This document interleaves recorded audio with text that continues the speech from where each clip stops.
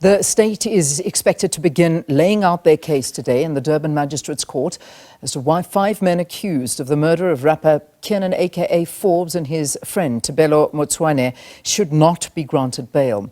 Forbes and Motsoane were killed in Durban last year. The police announced the arrests last month, saying an elaborate operation was put in place to kill Forbes. A further 2 suspects are being held in Eswatini, awaiting the outcome of an extradition application. Let's cross now to SABC News reporter Jayed Paulse for more on the story. Jayed, this is, of course, as always, our high interest for the public in this particular case. Talk to us about what we can expect seeing happening in court today.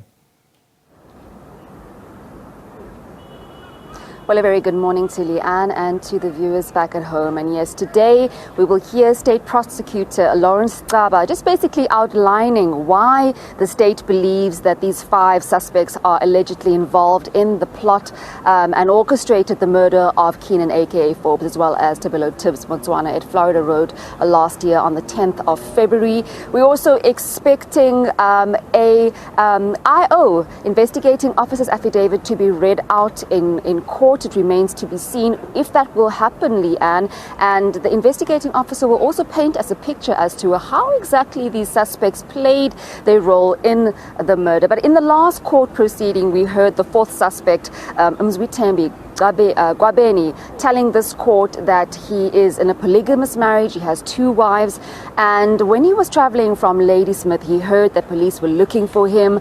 Police apparently raided both his homes, assaulted his first wife, and also assaulted his second wife. And this is what came out in court, saying that the NIU also pressurized him in making a confession. This court also heard that the 800,000 rand in question, Leanne, and this has been the bone of contention with regards to the state, saying that this is how they've pinpointed the 4th suspect. He allegedly paid this money, and this was the proceeds of crime to the other suspects. But we heard in his affidavit that he said he is a businessman. He does have a mining business in Mpumalanga. He does make a lot of money, and the 800,000 rand in question was money that he received for work done from a construction company. So this is what came out in the last court appearance. It's going to be very interesting to see how the state puts their case together, Leanne, how they pinpoint the first accused as well as the 5th accused, and then also with regards to the 2 suspects in Eswatini. What role exactly did they play? It has been out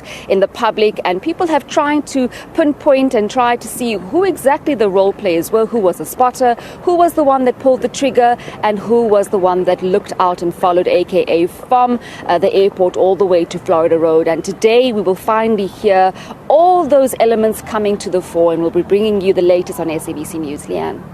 Jayed, thank you. Looking forward to that one. And of course, Jayed will bring us all of the latest from that as that court case gets underway this morning. And we'll carry it, no doubt, live here on SABC News.